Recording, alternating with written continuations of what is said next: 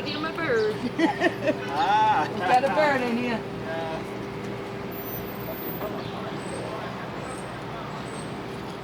Every day, people find birds. Like they find pigeons that might be injured, a sparrow that might be hit by a car. Like maybe a starling. This is New York City. Our main patients are pigeons, and we are actually really fond of pigeons.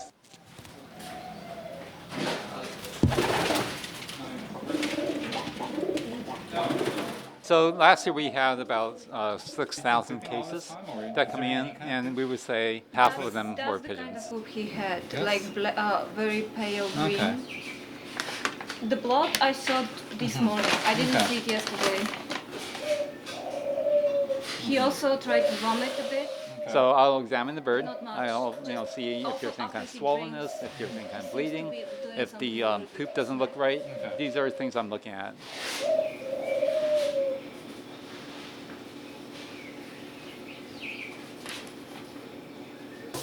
The basement and area downstairs is a really small place.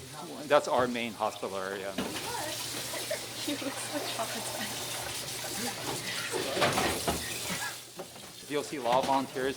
They're all cleaning up cages. You'll see a lot of staff working on birds, like giving medication. Maybe some staff might be giving physical therapy. Other staff might be doing splint change. So it's really chaotic. It's a really small place. But in a way, it's very energetic, and that's one thing that we're really proud of. What? Is PM prime Can I see it? like Axel 3? Axel incubator. Axel's in a terrarium in incubator 3 or something. What do you mean PM? Downstairs is where most of the pigeons are. I love pigeons. They're super smart. They're they're really strong. And they know people. They live with us.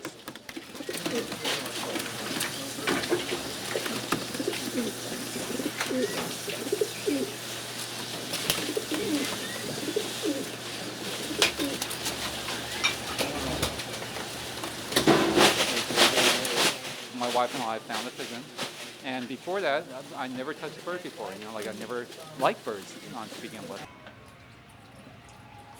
A pigeon changed my life.